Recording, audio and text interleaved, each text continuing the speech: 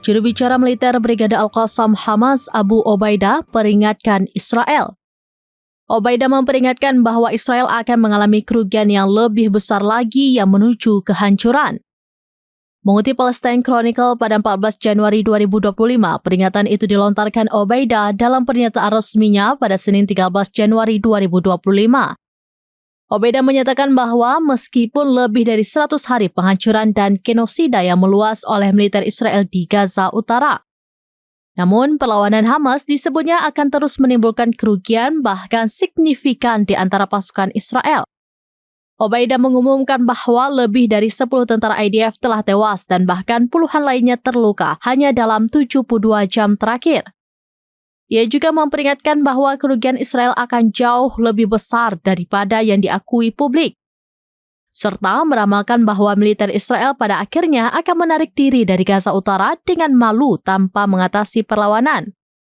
Obaidah juga mengkritik tindakan militer Israel dengan menyatakan bahwa hasil utama dari tindakan tersebut adalah kehancuran dan kehancuran serta pembantaian warga sipil yang tidak bersalah.